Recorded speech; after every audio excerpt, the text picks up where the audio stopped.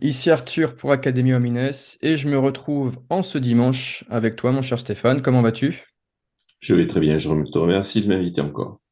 Eh oui, on va continuer aujourd'hui, si tu le veux bien, notre déconstruction de poncifs antilibéraux.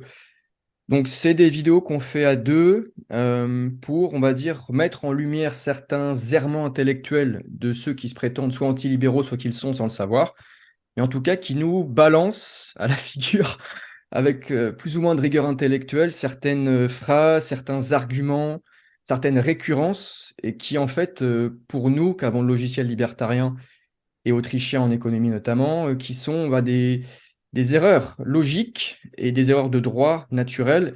Et donc, à travers ces vidéos, on essaye avec Stéphane, surtout Stéphane en fait, de vous remettre un peu les idées à l'endroit sur ce qu'est le juste naturalisme et l'économie autrichienne.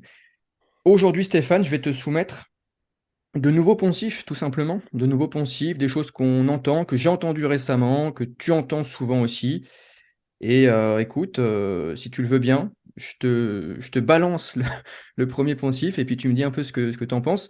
Le premier, tu m'as dit que tu avais besoin d'un petit peu de mise en place pour en parler.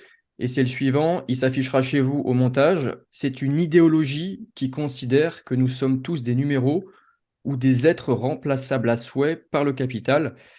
Donc là, tu voulais, je crois, prendre un peu le temps pour poser les bases et pour y répondre. Donc je te laisse un petit peu articuler ta pensée, puis je vois si peut-être je peux dire quelque chose après. Voilà. Oui, et je pense que tu as omis de rappeler qu'on parle du communisme, en fait, que, que l'idée de base consiste à dire, mais moi ça se généralise en fait, hein, mais c'est particulièrement vrai sur le communisme parce qu'il y a justement un paradoxe, c'est que les communistes se disent anticapitalistes, c'est de ça qu'on parle, mais en fait le Ouais. communisme suppose le capitalisme et en a besoin. Donc c'est très très paradoxal et très contradictoire. Pour faire le truc rapidement, je pense qu'on peut résumer, et tu me contrediras, mais on peut résumer que la première motivation de la haine communiste envers le capitalisme, pardon, c'est bien sûr la supposée prétendue exploitation du patron envers Mhm. Ouais. les travailleurs et ouvriers, qui est bien sûr une erreur économique, mais même en supposant que ce soit une réalité, ça justifie pour eux bien sûr donc d'exiger pour faire simple, le patron les exploite parce que c'est lui qui tire profit du travail des travailleurs, ok? Euh, et de manière générale, dans la doxa de gauche, le riche n'est riche que parce qu'il a justement exploité les travailleurs, hein. C'est la thèse classique.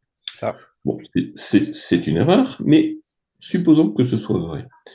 On pourrait, à partir de là, imaginer que le communiste un peu comment dire, cohérent chercherait à dénoncer l'entreprise capitaliste, parce qu'en général, quand on parle de ça, ou également, le plus souvent quand on parle de ça, on entend parler de grandes entreprises. J'ai rarement entendu parler Oui. des communistes contre les PME ou les petites entreprises. Je ne dis pas que ça n'existe pas, mais c'est en général pas de cela qu'on parle. En général, bien évidemment, le patron, celui qui abuse, c'est celui de la grande entreprise. Peugeot, par exemple. Bon.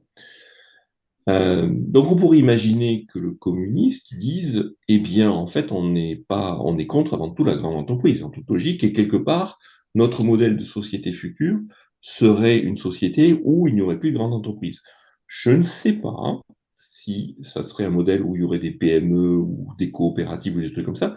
Je constate juste, c'est mon premier point si tu veux, et ce que je te propose c'est peut-être de réagir au fur et à mesure toi-même. Ouais, Je ouais. vais essayer de tenter des trucs pour te faire réagir aussi. Ouais, ça évitera le long monologue. Je pense que le premier cran consiste à dire, je constate que les euh, cadors du communisme, en tout cas en France, hein, et pour faire simple, tu prends la CGT, tu prends Fabien Roussel, tu prends Oui. Mélenchon, chacun avec ses couleurs, ses différentes nuances de rouge. Jamais je n'entends ces gens dire Nous sommes contre la grande entreprise, mais en fait, nous serions pour un modèle de société qui serait pour des petites entreprises alors, coopératives. Toi. Mais en fait, nous sommes contre la grande entreprise. Au contraire, je vois que la CGT lutte contre des Peugeot ou autres, mais ne cherche pas à dire on veut plus de Peugeot ou de grandes entreprises du tout. Tu vois mon premier point? Bien sûr. Alors, je ne sais même pas s'ils voient que ces entreprises, donc grandes, plutôt même qui dénoncent, sont les mêmes qui bien souvent usent de leur connivence avec les États pour se maintenir, avoir des rentes, bénéficier de privilèges. Ça, c'est aussi un truc. Donc, quelque part, ils auraient tout intérêt à montrer du doigt encore plus l'État. Alors, certaines parties, certaines franges anarchistes, machin, bon, on va me dire, sont déjà anti-État. Oui, bon, sauf qu'après, ça déconne en Oui, économie. C'est souvent aussi anticapitaliste après, donc c'est un peu le problème. c'est ça. Mais C'est ça. oui, tout à fait. Ces grandes entreprises, mais nous aussi qu'on dénonce en fait, puisqu'elles usent de Bien sûr, connivence. bien sûr, mais pas pour la même raison. Exact. Et Nous, oui, on va, et oui, nous, on va les dénoncer pour la connivence. et Eux, oui. ils sont supposés les dénoncer pour l'exploitation. Hein, Voilà, c'est ça. c'est ça. Mais moi, j'aimerais bien l'entendre dénoncer. Pourtant, qu'est-ce qu'on constate? Si tu permets, je reprends le truc et je Ouais. pousse plus loin. Je constate que, notamment les syndicats, pour faire simple, pour vraiment cristalliser, ont besoin de ces grandes entreprises. S'il n'y Oui. avait pas les grandes entreprises, le pouvoir des syndicats, le message des syndicats, la force des syndicats, la capacité à faire la grève, par exemple, n'existerait pas. Non.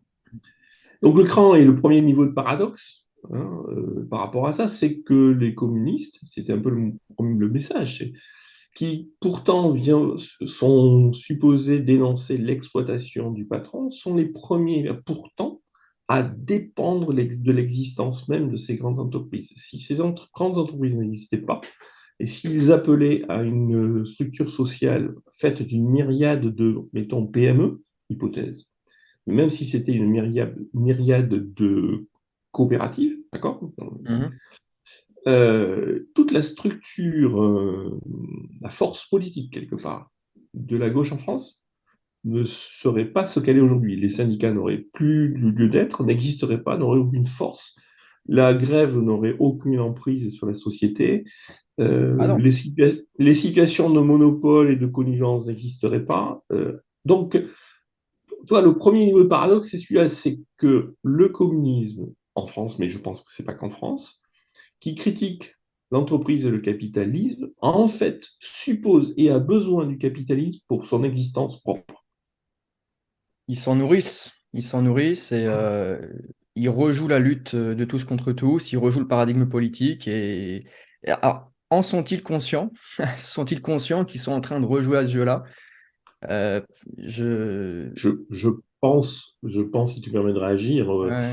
que les gens, les filles Martinez et comment Sophie, je sais pas trop Ouais, comment, là, qui ouais, l'a remplacé, sont des gens suffisamment lucides et intelligents ouais. sur leur réalité pour avoir Ouais. cette conscience-là. La question, c'est plutôt tous les gens qui les suivent, c'est plutôt le communiste moyen, si je puis Ouais, dire, si je peux absolument. oser, hein. Hmm. Voilà. Là, je pense qu'effectivement, il y a Oui. le paradoxe que j'articule, qui n'est pas très très compliqué, hein. Mais si les gens qui portent des drapeaux rouges, on va dire, se rendaient compte de ça, Ouais. je pense on leur envoyait leur renverrait, pardon, à la figure, en disant, mais Monsieur Martinez, c'est bien de vouloir dénoncer l'exploitation des grands patrons, mais dans ce cas-là, pourquoi comment dire, demandez-vous pas à ce que EDF, SNCF, RATP et autres entreprises soient démantelées et pourquoi appelez-vous au contraire à plus de force des grandes entreprises et du salariat, par exemple, dans le tissu économique en France? Parce que c'est ça aussi. Ils appellent à plus de force du salariat pour que la force des salariés soit supposée en meilleur rapport de force par rapport au patronat. Alors qu'en fait, justement, si on démantelait cette logique-là, si on décentralisait le supposé pouvoir économique, ben justement, ça remettrait la force du patronat à une, on va dire, juste place, en suivant leur propre logique. Et c'est vers ça que je veux aller, si tu veux. On s'aperçoit que tout le discours en fait communiste en France, sur la dimension simplement économique, est en fait se prend tout seul à contre-pied Oui, oui, et en fait fait le jeu de ceux c'est qui ça. dénoncent. C'est ça, c'est ça. Ça, c'est un premier rang qui me semble intéressant. Moi, quand j'avais cette question en tête et quand on me l'a balancé un peu, c'était plus dans un contexte, on va dire, en lien avec le désenracinement ou la culture. Quand je disais nous sommes tous des numéros ou des êtres remplaçables, c'est l'idée qu'en fait, on n'aurait aucune histoire, aucune terre, aucune culture. Ça peut être un discours plutôt de droite, je pense. Je sais pas si tu avais déjà répondu toi de ton côté avec Laurent à cette question-là. Il y avait eu un papier Non, mais chez je Rage pense, Culture il y a pas longtemps. Je sais pas si ah bah oui, je t'avais envoyé une critique libérale oui, chez Rage. Je sais plus qui avait écrit oui, ça. Et il y avait cette oui, idée que le libéralisme nous considérerait comme des êtres complètement, tu sais, désincarnés, comme des clones quelque part, comme s'ils créaient une oui, indifférenciation généralisée. C'était oui, plus sous cet angle-là, si tu veux, que j'avais la question. oui, mais Donc je on sais va pas si tu essayer d'y voulais. répondre. Oui, oui, Ouais, on va ouais. essayer d'y répondre. Alors, il y a deux aspects. Il y a la partie gauche et la partie droite, si je puis dire, dans ta Mm. question. Je vais d'abord traiter la partie gauche. La partie gauche, c'est, si on continue encore une fois le paradoxe communiste, comme on va dans une logique égalitariste, eux, Oui, pour eux, en poussant toute cette logique à fond, on finit par une logique du salariat et du salarié qui est digne de Matrix, où on est tous pareils, c'est l'égalitarisme poussé à sa oui, oui. dernière. Comme ils ne raisonnent jamais en termes de valeur apportée par l'individu, mais sont soi-disant sur une espèce de valeur ajoutée complètement indifférenciée auquel chacun aurait droit à une part. Tu vois, la différence, c'est que dans un cas, le raisonnement libéral consiste à dire chacun apporte un élément de valeur qui lui est propre, mérite, compétence, implication, tout ce qu'on veut. Okay, dans le raisonnement communiste ou marxiste plutôt, on est plutôt on constate qu'il y a une valeur ajoutée globale, okay, donc chacun apporte une pierre, mais qui est complètement indifférenciée, c'est la part de gâteau. Okay, il y a un gâteau et chacun a une part égale, alors que pour nous, chacun apporte un nouveau gâteau, ce qui est complètement différent. Forcément, ils ont une vision qui banalise et qui uniformise, qui nous rend tous dans Oui. une logique de pion, tu vois. Et donc, clairement, cette critique-là, elle est applicable au communisme, en tout cas tel qu'on le voit sur la scène publique. Bon. Sur le parti libéral, ceux qui raisonnent de cette façon-là, je pense, se trompent, hein, puisqu'on est complètement individualiste. Et je pense que beaucoup, encore une fois, à droite, ne voient pas que le discours libéral, en tout cas certainement les libertariens, plutôt les libertariens, qui consiste à dire que dans la doctrine libertarienne, il faut absolument pas, et je répète, il faut absolument pas Mm. prendre en compte la dimension psychologique et donc les préférences, Ouais. comment dire, la dimension culturelle, pour être plus large encore, ça ne veut pas dire qu'on l'ignore, ça ne veut pas dire qu'on n'en prend pas, qu'on n'en tient pas compte. C'est pas du tout ce que ça veut dire. C'est que, au contraire, pour qu'on puisse espérer que, à niveau individuel, à niveau des communautés, à niveau de toutes les associations qu'on peut imaginer considérer, au niveau des identités, pour prendre le vocabulaire de droite, hein, Mm. pour qu'on puisse espérer voir ces préférences, identités, mosaïques, cultures fleurir complètement, il faut que la dimension politique ne s'en mêle pas du tout. Ça. Et que la meilleure façon d'être libre, les meilleures expressions de la liberté que nous tentons de porter, c'est quand justement la liberté permet à la culture de s'exprimer pleinement. Si on commence à avoir une intersection, si tu veux, imaginer qu'il y a une intersection entre la dimension politique, donc la loi, pour faire simple, hein, et la dimension culturelle, à ce moment-là, on admet l'idée que la loi pourrait venir régir la culture. Nous, on dit le contraire. Pour que la culture puisse s'exprimer complètement, il faut que la loi ne s'en mêle pas.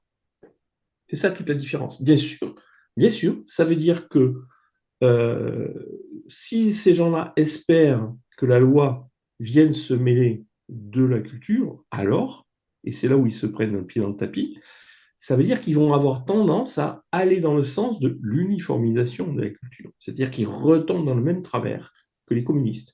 Nous, les libéraux, on dit exactement le contraire. Pour qu'il y ait Hmm. le plus de richesse culturelle, de diversité culturelle, mais en même temps de choix culturel, il faut que la culture ne soit pas du tout régie par la loi ou la législation.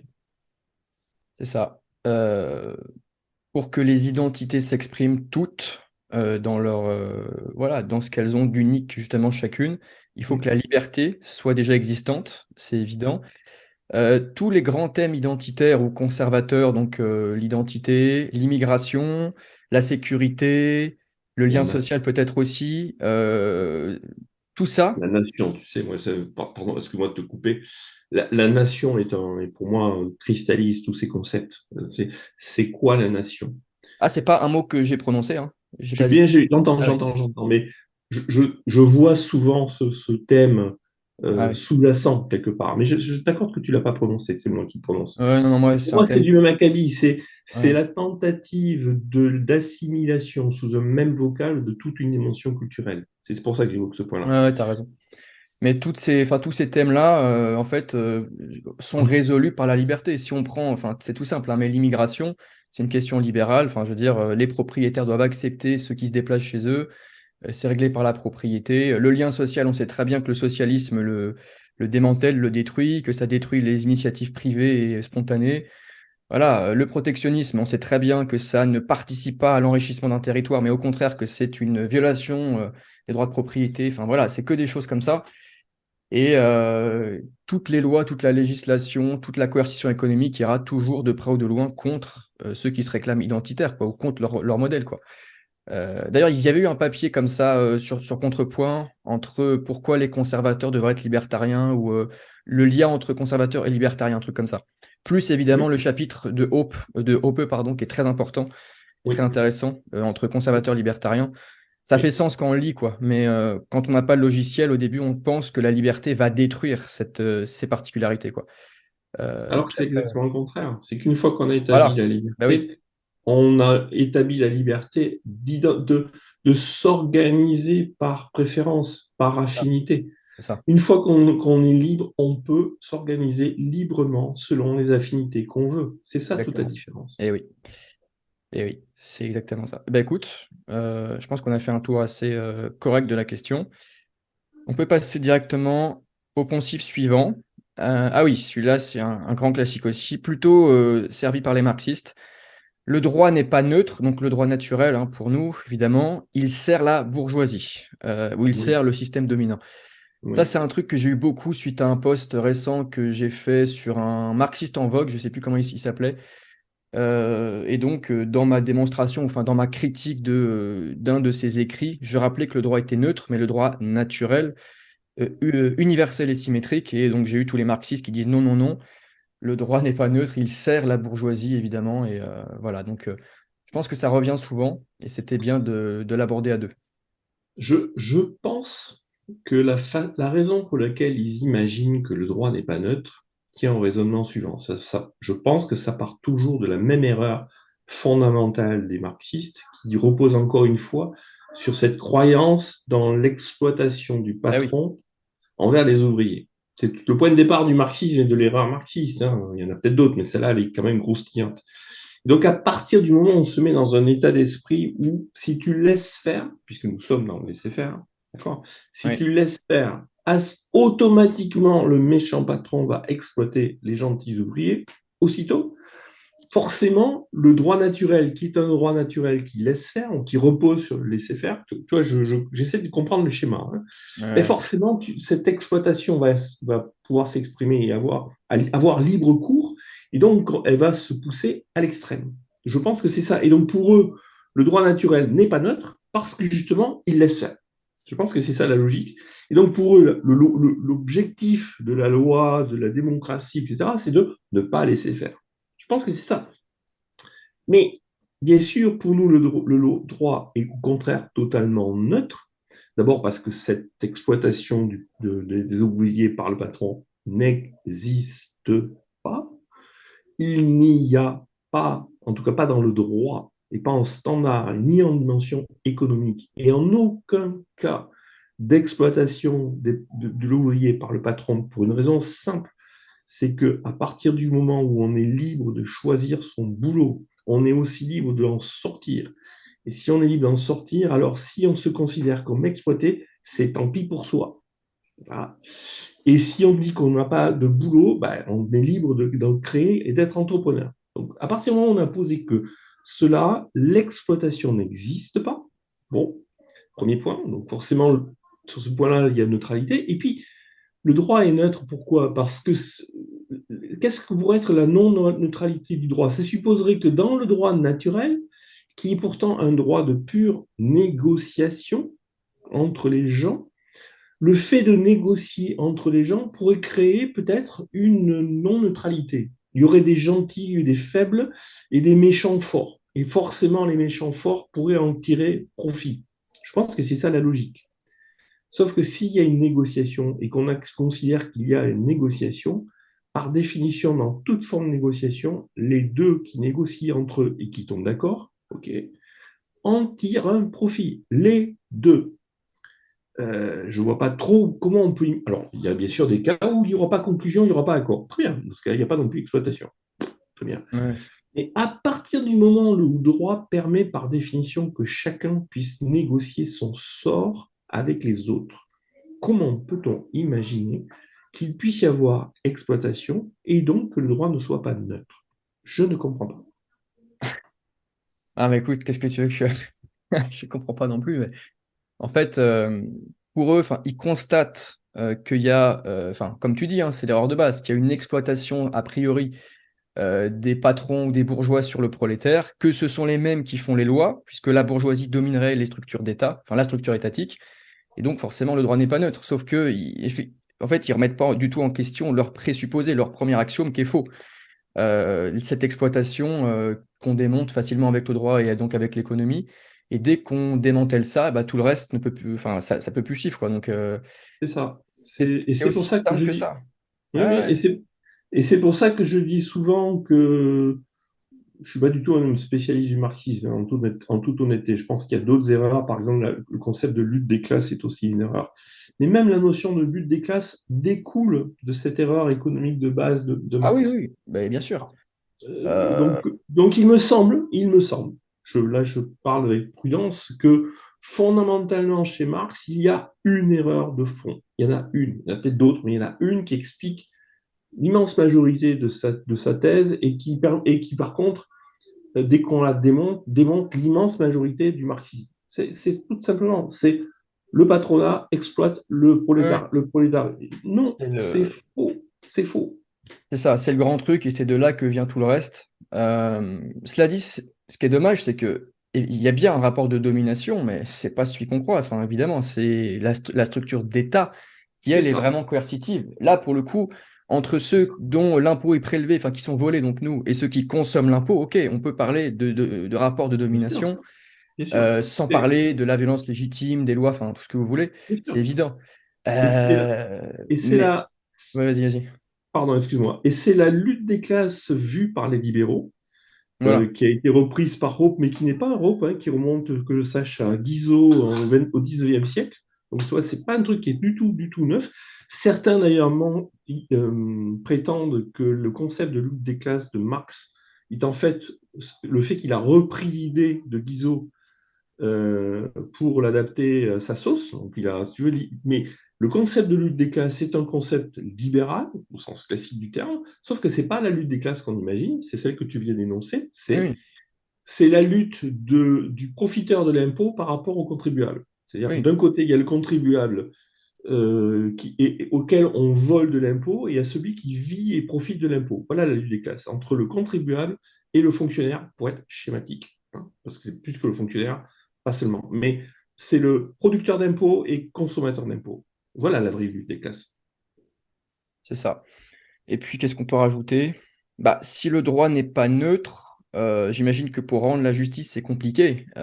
Si on ne peut pas constater à quel endroit le droit, justement, n'a pu être respecté, à quel endroit il a été violé, s'il n'est pas neutre, ça veut dire que certains partent avec des privilèges, d'autres non.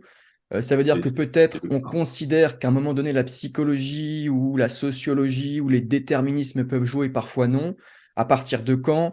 En fait, je pense Tout qu'on à rentre fait. aussi beaucoup dans un champ assez étymologique qui nous concerne pas sur Tout le à plan de fait. la justice. Tout à fait. Tout à Si fait. c'est pas neutre, on part plus de zéro devant la justice justement. Donc il y a un problème aussi. En fait, Tout à juste fait. pour que la société libre advienne, enfin et surtout qu'elle prospère. Tout Donc à fait. voilà. Et pour finir, ce que je pense, ce qui est intéressant, c'est qu'en fait, quand on dit que le droit n'est pas neutre, quand on parle du droit naturel, c'est une absurdité, on vient de l'articuler. Par contre, Ouais. et c'est une raison de la lutte des libertariens, le droit positif, c'est-à-dire la législation Ah actuelle. oui, ah oui. Alors là, par contre, effectivement, là, je ne peux être que d'accord, le droit de la législation, le droit positif, n'est clairement pas neutre. Ah, ça, c'est Ah, vrai, tout à fait, c'est tout le problème. c'est le Mais moins. encore une fois, tu vois, c'est ça qui est amusant, c'est que on va rejoindre les communistes Ouais, sur ouais, certains concepts, mais pour des raisons diamétralement opposées. C'est-à-dire qu'on va totalement. dire oui, il y a exploitation, mais ce n'est pas les mêmes qui exploitent. On va dire oui, il y a lutte des classes, mais ce n'est pas la lutte des classes que vous croyez. Et on va dire oui, le droit n'est pas neutre, mais ce n'est pas le droit que vous croyez. C'est ça. Ça, c'est un truc que j'ai remarqué, c'est qu'en fait, il y a plein de choses sur lesquelles on peut se retrouver, mais pour des raisons totalement opposées, parce que C'est nos ça. principes ne sont absolument pas les mêmes. Enfin, C'est c'est vrai ça. que c'est amusant. C'est amusant. Je pense qu'on a fait le tour. Pour moi, c'était les deux grands trucs, hein. L'erreur de base marxiste que tu as bien mis en lumière sur l'exploitation économique qui ne tient pas, et la justice, comment la rendre convenablement si on n'est pas de base sur un pied d'égalité pour le coup, hein. Si on ne respecte pas ce bien universel et commun qu'est le droit, pour reprendre un Christian Michel, comment on fait, quoi? Donc, je pense que c'est les deux grands angles d'attaque. Je sais pas si tu voyais autre chose sur le droit n'est pas neutre. Non, je pense que Euh, c'est ça les points principaux. ouais, Après, c'est ça, c'est ça. on va jamais Et que décliner ces points-là. c'est ça. Et comme tu as, bien rappelé et conclu, le droit d'État ne peut jamais être neutre, puisqu'il ne découle pas de notre consentement. C'est une coercition de facto par rapport à la souveraineté voilà, de chaque individu. Donc là, ça peut pas être neutre. On va pas se répéter 50 fois, hein, mais c'est là est la vraie violence. Voilà. C'est ça. La politique, c'est le pouvoir sur les personnes, et nous, on fait exactement l'inverse. On veut libérer les personnes du pouvoir politique. Donc voilà, on peut pas dire autrement la chose. Alors Stéphane, troisième poncif que j'ai sous les yeux, le libertarianisme est sans nuance, sans concession. Quelque part, c'est une logique maximaliste. C'est un peu cette idée que on est dans le tout libéral, quoi. On ne peut pas concéder un point ici, un point là. On est vraiment dans un tunnel. Donc, moi, là, je vois un truc très simple, c'est que ces gens qui nous disent ça ne comprennent pas d'où l'on parle, ne comprennent pas qu'on parle depuis une logique, on va dire, non, depuis une théorie plutôt logico-déductive, qu'on parle depuis une certaine épistémologie, et que si on en sort, on cesse d'être cohérent. Donc, je pense qu'ils ont juste pas les points, quoi. Ils comprennent pas que si on sort de ce qu'on dit, on n'est plus libertarien, on n'est plus cohérent. Si on reste pas, pardon, sur la position déontologique, qu'est-ce que tu veux que je te dise? C'est plus du libertarianisme, quoi. On tombe tout de suite dans la minarchie, dans le libéral classique, dans le SOSDEM parfois. Quand on voit des gens comme Olivier Babot au hasard, un libéral, n'est-ce pas, sur Twitter, Une catastrophe, ce qu'est-ce que monsieur. tu veux que je te dise? Donc là, pour moi, c'est juste qu'ils n'ont pas compris depuis quel édifice conceptuel on parle et qu'ils ont pas les principes, quoi. Enfin, Je te rejoins bien sûr, hein. Je te rejoins bien sûr. Je ne vais pas répéter ce que tu as dit. ouais, ouais. Je crois que par contre, il y a un autre type d'erreur qui me Mhm, paraît peut-être plus profond. mhm. Le premier, c'est sur la liberté en soi, en tant que concept. On Ouais, parle de gens qui sont des libéraux, et je prends les libéraux de bonne foi, hein, même les libéraux de bonne foi.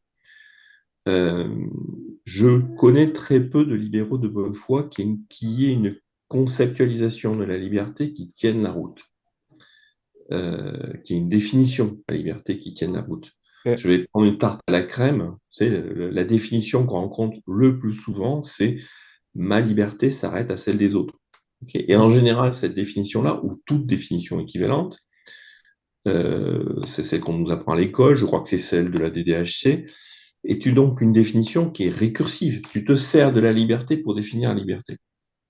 Ce qui revient, en fait, qui contribue à entretenir une confusion sur ce que la liberté est pour tout le monde dans l'esprit. C'est pour ça que je l'évoque. Je pense sincèrement que ceux qui pensent avec cette définition-là de bonne foi, et ça a été mon cas, pour être très, Ouais.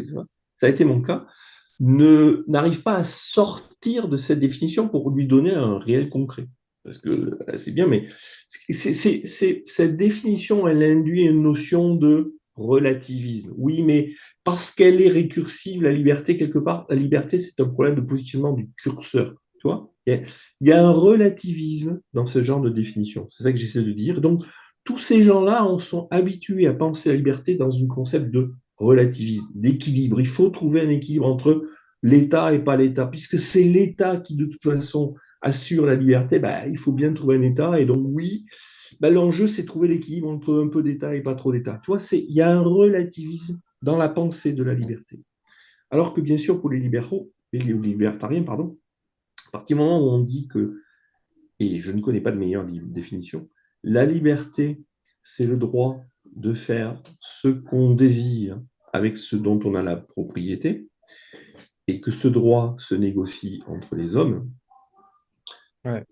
cette définition-là est une définition qui n'emploie pas le mot de liberté et qui donne une solution à comment faire la liberté.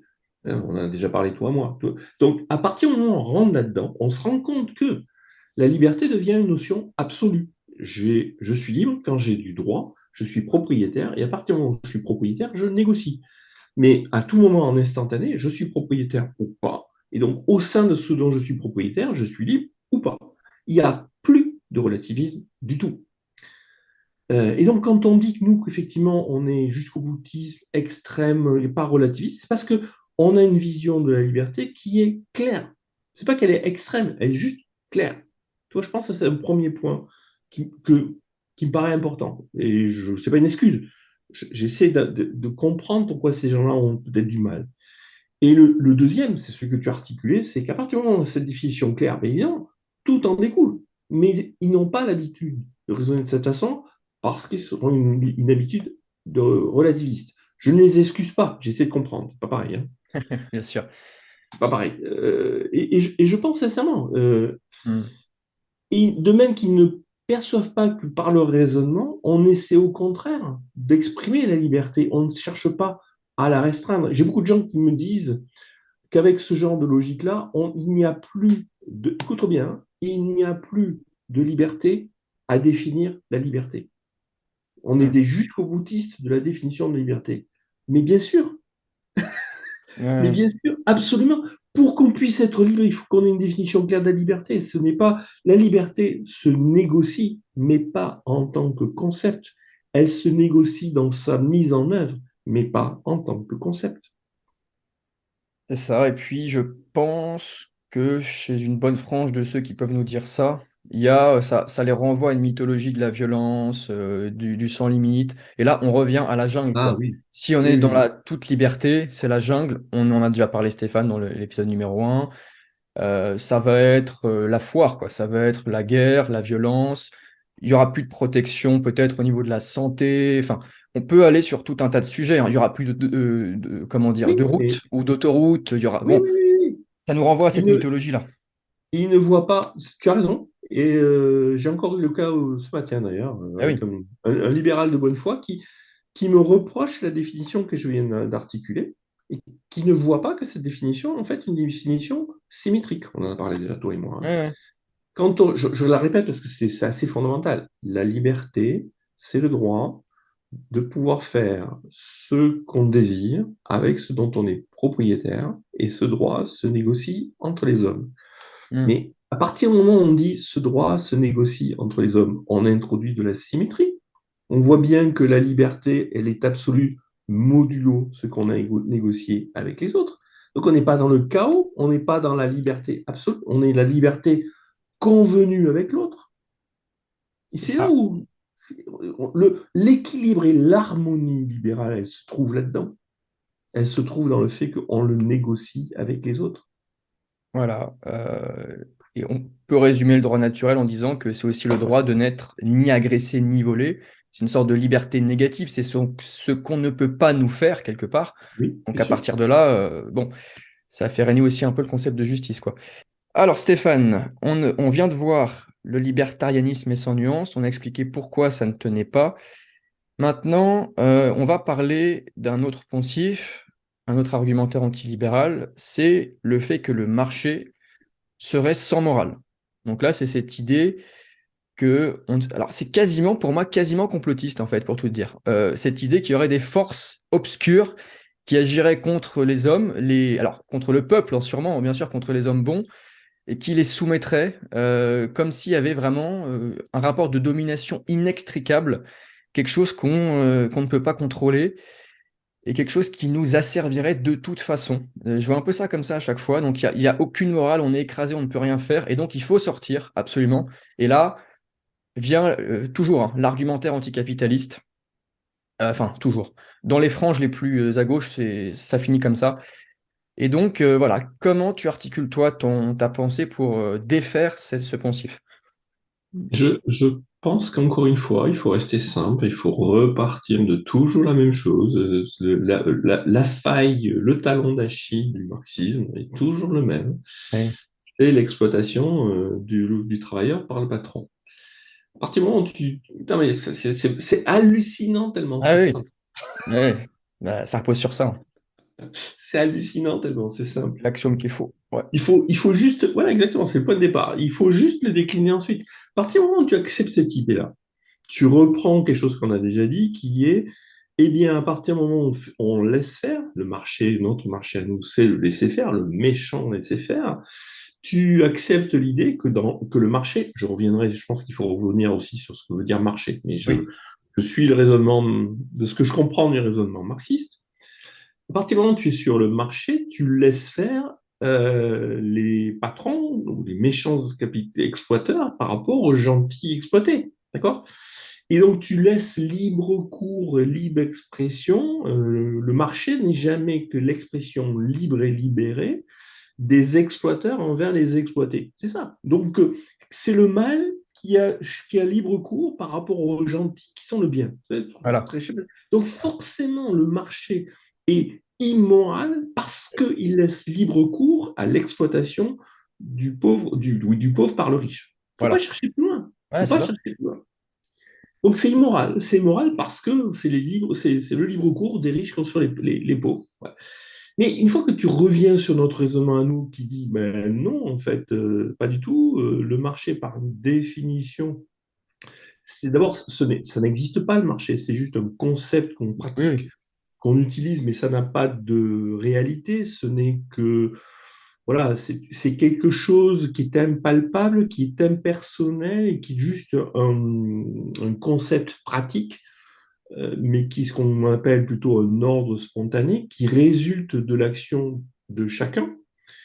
Et le marché n'est jamais que comment dire, l'agrégat dynamique et en constante modification qui exprime l'effet des actions de chaque individu échangeant avec les autres. Okay. C'est ça. Or, l'échange de chaque individu les uns avec les autres, dans un monde libre, bien sûr, c'est ce qu'on suppose, est toujours le fruit d'une négociation. Quand il y a des échanges libres, ils sont toujours bénéfiques pour ceux qui prennent part, les deux côtés. Il n'y a donc pas d'exploitation en aucune manière de quiconque sur un marché libre. Donc, une fois que tu dis que tous les échanges sont profitables à chacun, bah, le marché est l'expression d'une multitude de profits dans tous les sens et de ce fait-là, c'est l'expression d'un bien, au sens bien et mal, manifesté par tous les individus qui y prennent part. Donc au contraire, on pourrait dire même c'est le contraire. Le marché est l'expression du bien dans le champ économique. C'est exactement l'inverse, encore une fois. C'est ça. Et puis, pour nous libertariens, ce qui serait le mal à la rigueur dans le marché, c'est tout ce qui vient le contraindre, l'opprimer. C'est toutes les interventions d'État, toutes Bien les sûr, connivences dont on parlait juste avant, bien sûr, avec les entreprises qui s'agrègent à l'État pour profiter de rangs, de privilèges, de bien sûr. positions. Je sais pas si tu as Mais vu là récemment, il y a encore eu un truc. Je crois qu'il va y avoir des frais supplémentaires sur les e-commerce ou sur Amazon pour que les gens aillent dans les librairies, un truc comme ça. Je sais pas si tu as vu. j'ai vu, bien Typique, sûr. Tu typique du oublies que tu parles secteur. d'un éditeur. Voilà, voilà. Là, on est en plein dedans. Donc, c'est ça à la rigueur qu'on qualifie ça de mal. Ok. Pour le reste, comme a dit Stéphane, le marché, bon, c'est une abstraction, c'est un concept qui nous sert bien, mais c'est la manifestation des harmonies individuelles, C'est voilà, ça. et des préférences de chacun. Donc, le marché n'a pas de morale, il a celle des gens qui le laissent faire, quelque part. Il Euh, est, il est, le marché est amoral et non pas immoral. voilà, Il est parce qu'il est amoral au sans, sens qu'il n'a pas de morale il est sans, et voilà, non pas immoral. Voilà. Mais, mais, mais si tu me permets, pour les libertariens, c'est peut-être un cran plus loin. Parce que la vision amorale du marché est la vision que je qualifierais de libérale, c'est-à-dire celle qui nous vient de gens comme Bastia, avec tout le respect que j'ai pour Bastia, hein, ne te trompe pas. Pour, pour un libertarien, le marché est moral. Et, je, et non pas, il n'est pas immoral, il n'est pas amoral, il est moral. J'explique pourquoi. Et c'est le concept d'éthique de la liberté qui est le livre phare de Murray Rothbard, qui quelque part a inventé la doctrine libertarienne. Et il n'a pas choisi ce titre par hasard. Quand il, je te félicite pour l'avoir sur ton bureau.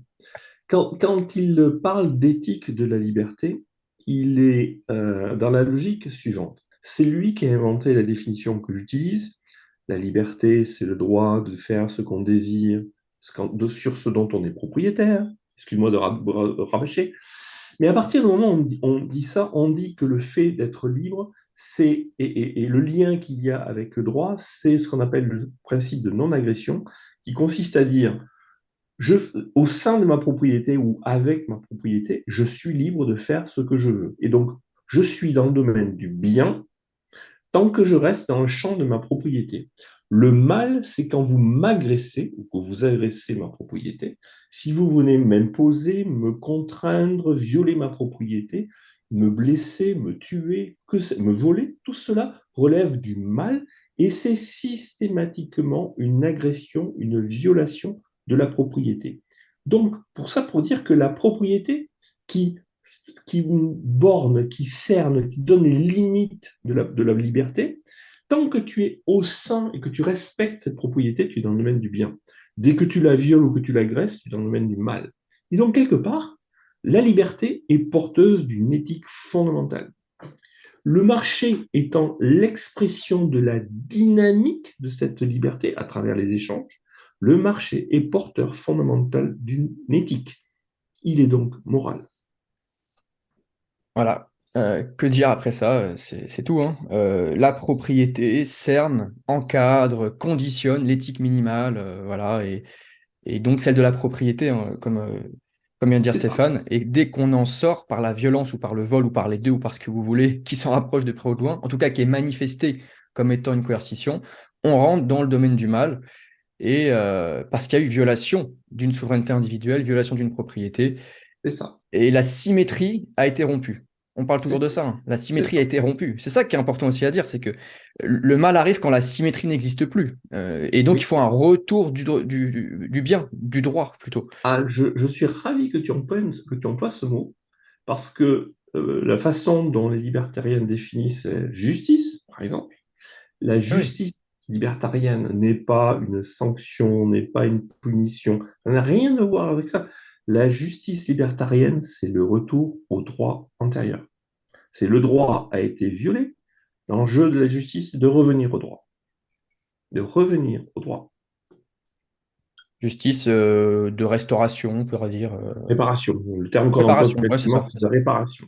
C'est une justice réparatrice. On est parti, si tu veux, mais ça fait le lien entre aussi la justice et la morale, hein. Oui, oui, Tout ça est oui. très lié. Tout ça est très Ah lié. oui, tout est lié. Tout est lié Voilà. absolument. C'est et oui. Et pour finir, l'État, le droit positif, la législation sont contraires au droit naturel, donc sont contraires à sa morale et sont donc ceux qui sont immoraux. Le marché, quand on dit le marché est immoral, non, c'est la contrainte du marché qui est immorale. Et voilà, ça ferait une bonne conclusion pour ce poncif. Dernier poncif pour toi et pour moi. La liberté va créer des marchés noirs, des zones de non-droit, des vides juridiques et tutti quanti. Quelque part, bah, s'il n'y a pas de loi, s'il n'y a pas de cadre pour réglementer, pour encadrer, il va y avoir des dérives. Là, je pense qu'on est en plein dans la logique conséquentialiste ou utilitariste, où chacun va savoir mieux que quiconque ce que chacun peut faire avec ce qu'il a. On revient à ta définition de la propriété. et où chacun donc saurait mieux que son voisin ce qu'il peut faire. Donc chacun se fait un peu on va dire comment dire ça? Chacun pourrait mesurer ce qu'est le bien, ce qu'est le mal. Bah, c'est l'utilitarisme, hein, de toute façon. Pour nous, enfin, tu vas sûrement y venir, mais c'est l'inverse, c'est que le vide juridique est un espace de liberté, évidemment, puisqu'il n'a pas été encore pris par les tentacules du Léviathan, on va dire ça comme ça. Donc j'imagine que tu vas articuler sur ça, mais je te laisse dérouler. Oui, tu as raison. Je pense qu'il y a trois angles sur ce point-là. Ouais. Le premier, c'est celui que tu viens d'articuler toi-même à l'instant. Je vais peut-être Mhm. commencer directement par celui-là. Mhm. Et ensuite, et en fait, cette erreur du vide juridique, elle a deux couleurs. Elle a une couleur libérale, au sens que beaucoup de libéraux, encore une fois, sincères, etc., mais ceux qui viennent toujours, pareil, par la DHC, hein, la démocratie libérale, Oui, malheureusement, se trompent sur ce point-là, mais pour une raison particulière. Et bien évidemment, toute la gauche et tous ceux qui sont pour l'État et le droit positif en général, pour des raisons cette fois-ci plutôt étatistes, se trompent pour eux aussi, mais c'est pour une autre raison. Le point que tu évoques, il est correct, mais tu as employé un mot important rapidement je rebondis, tu as dit juridique. Euh, oui. si on est très correct, dans la société libre, celle à laquelle nous aspirons, il y a du juridique. D'accord? C'est juste, on ne parle pas du même juridique, si tu me permets. D'accord? Absolument. La société libre est peut-être la société la plus juridique qui Oui, soit. oui. D'accord? Puisque toutes les relations entre les individus sont contractualisées d'une manière ou d'une autre. Donc il y a du juridique partout. Ok. Mm, mm, Et mm. sauf que c'est un juridique qui décline du droit naturel. D'accord? Excuse-moi de te titiller là sur ce point. Ah, Alors t'as que raison. quand tu penses au juridique et quand tu emploies ce mot-là, bien évidemment, tu penses au juridique de la législation et du droit positif, Mm. et tu as raison. Mais je voulais juste, si tu me permets, attention, c'est pas un problème de juridique, c'est un problème de droit naturel par rapport à droit positif. Toujours pareil. Alors, les libéraux. Dans la culture libérale, ceux de la DDHC, dans la Déclaration des droits de l'homme et du citoyen, pour qui il y a besoin d'un droit, et qui sont pour un droit minimaliste, de bonne foi, mais pour qui le régalien ne peut venir que de l'État, c'est ça la différence avec nous, il ne peut y avoir de réalité du droit, aussi minimale soit-il, que s'il y a des institutions régaliennes. C'est-à-dire que tu ne peux pas imaginer, comment dire, même établir des contrats entre nous, s'il n'y a pas quelque part derrière un droit, un régalien, une police, une justice, etc., qui lui donne corps. Donc ils vont te dire, il ne peut pas y avoir de vide juridique absolu, parce que s'il y avait un vide juridique absolu, il n'y aurait pas de régalien, et donc il y aurait du chaos, et donc tu n'aurais pas de droit du tout. Ton droit naturel, il est bien gentil, mais il n'aurait pas de substance, parce qu'il n'y aurait rien pour le matérialiser. Dans leur logique, ils ont raison, c'est juste leur logique est fausse. Ils restent sur la logique que le régalien est nécessaire, ils ont raison, mais ils ne voient pas que le régalien peut être assuré autrement que par un État et peut être assuré par le marché. C'est la différence. Donc, si tu veux, les commentaires des libéraux viennent du fait que pour eux, il ne peut pas y avoir de droit naturel qui ne repose, pardon, qui ne reposerait pas sur des fonctions régaliennes malheureusement étatiques. Ils se prennent bien sûr le pied dans le tapis, hein, on est bien d'accord. Ils sont contradictoires. Ils aimeraient avoir du droit, mais avec quelque chose qui viole le droit. C'est toute l'erreur libérale. Mais ça, c'est le premier type d'argument que je vois. Le vide juridique absolu, c'est pas possible parce que s'il y a un vide juridique absolu, alors c'est le chaos. Première erreur. Bien évidemment, c'est pas à ça que tu pensais. Tu pensais au cas général de tous les étatistes qui ne rêvent que par le droit positif. Mais là, le truc qui est intéressant, c'est que nous, ce qu'on dit, c'est que le monde normal, les relations normales sont, comme tu l'as dit, hein, sont celles du vide juridique. Il n'y a pas besoin de loi, donc le fonctionnement humain normal, c'est celui du vide juridique. Et à partir du moment où on vient mettre de la législation, on comble des trous de leur point de vue. C'est vrai, c'est clair, c'est tout à fait juste. Mais naturellement, parce que les gens vont chercher à fuir la contrainte, il va se faire jour aussitôt, et c'est ce qu'on observe tout le temps, que effectivement des gens vont chercher à aller sur le marché noir, sur des failles par-ci par-là. Le principe de niche fiscale, c'est ça. En fait, Ah oui, Tout le fonctionnement en général de la société vise à trouver les failles. Et ce qui est intéressant, c'est que on pourrait me dire, mais Stéphane, tu fantasmes. Oui, mais non, parce que le fait qu'il y ait tout le temps de nouvelles lois qui viennent se rajouter aux autres montre bien que ces lois sont en permanence à la poursuite de corriger les vides juridiques que les gens ont déjà trouvés. C'est-à-dire que on est dans une société qui est en perpétuelle progression entre je fais une loi, je trouve un vide juridique, je fais du marché noir, ah, je cherche à le combler, je refais une loi pour tenter de combler ça. Et les gens ont trouvé une faille. Et tu vois, on est en permanence dans une course derrière la faille et le vide juridique en permanence. Ce qui montre bien que la législation est toujours une perversion de ce qui est naturel pour les hommes. c'est ça. Et sur les zones de non-droit, donc là, j'imagine que les gens pensent peut-être à certains quartiers, certaines banlieues qui sont, alors, paraît-il, sont plus du tout même visités par les policiers ou que sais-je. Ça rejoint aussi ce que tu avais dit avant, hein, donc on va pas se répéter 50 000 fois, mais Non, euh, mais ce point-là, c'est vrai que je ne l'avais pas en tête et tu as raison pardon, de le ouais, je t'en rappeler. prie, je t'en prie. C'est intéressant. Est-ce que ces zones de non-droit auxquelles on pense, est-ce que les gens dans ces zones-là s'organisent ou pas, ou en tout cas tentent de s'organiser pour y mettre du droit de toute manière? Je dis pas que c'est parfait, c'est pas ce que je dis, hein. Et il y a tout un tas de mafias. Pardon. Je suis pas du tout en train de dire que le nord de Marseille est un havre de paix et de droit. C'est Ouais, pas ce que je dis.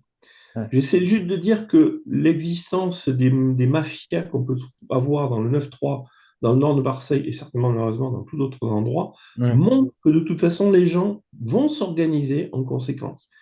Et le fait que ce soit des mafias qui prennent le pouvoir est un autre problème dont on pourra parler. oui. Pour moi, est la manifestation de l'État. S'il n'y avait pas l'État, ça se passerait autrement.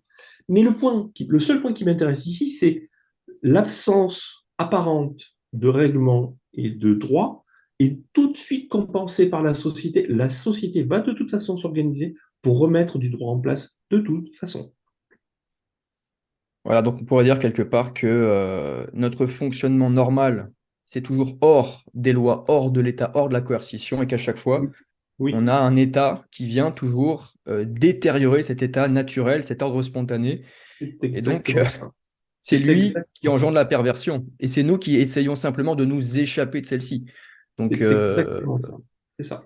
d'ailleurs, il y a, je crois, alors là, je connais moins bien, il n'y a pas des franges libertariennes qui parlent spécialement du marché noir, les agoristes, par exemple, qui... Les agoristes sont effectivement, Ouais, c'est un terme, l'agora, bien sûr, ça vient du terme, c'est la place du marché, quoi, la ouais, place du village. ouais, ouais.